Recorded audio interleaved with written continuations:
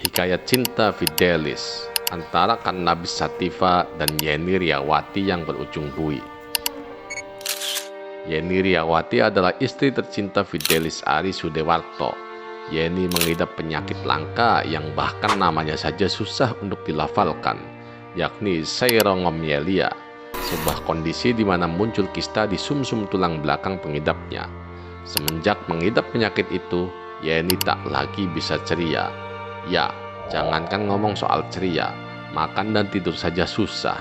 Tak ayal kondisi ini menyayat hati Fidelis.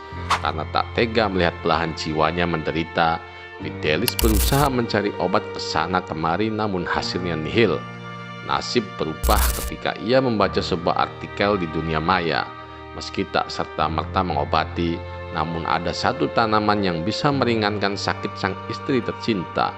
Obat itu bernama Kannabis Sativa, barang yang paling ilegal di negara ini.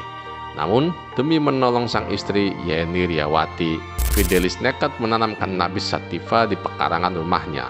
Benar saja, setelah mengkonsumsi Kannabis Sativa yang sudah diekstrak, Yeni pun kembali ceria. Tidurnya lebih lelap, makannya lahap, dan Yeni pun bisa kembali memberikan senyumnya untuk keluarga. Sayangnya, cahaya kebahagiaan yang perlahan terang itu redup kembali. Cinta yang begitu besar pada sang istri justru membuatnya masuk bui. Fidelis ditangkap polisi karena Kannabis Sativa yang ia tanam di rumahnya.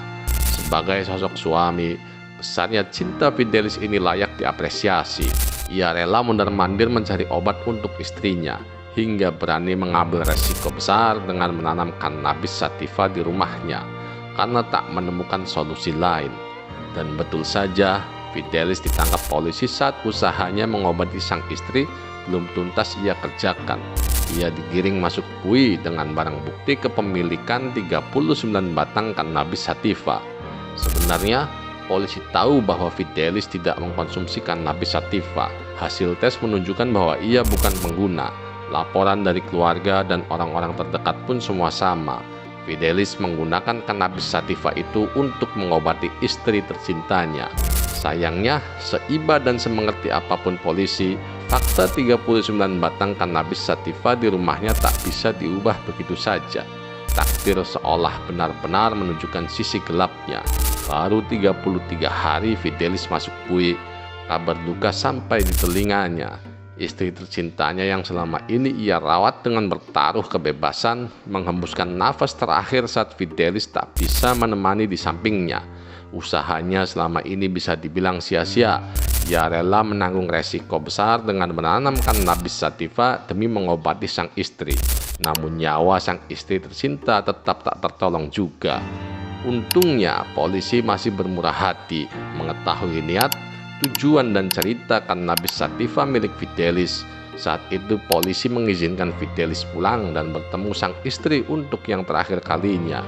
Melihat orang yang selama ini dirawat dengan sebegitu cintanya tergeletak tak bergerak, Fidelis sangat sedih. Namun ia tetap berusaha tegar, terutama di hadapan anaknya yang masih kecil itu, yang setelah kehilangan sang ibu harus ditinggal ayahnya kembali masuk penjara. Dalam pertemuan mengharukan tersebut, Fidelis mendekap dan mencium buah hatinya sembari menguatkannya. Aduh, dada berasa sesek bray.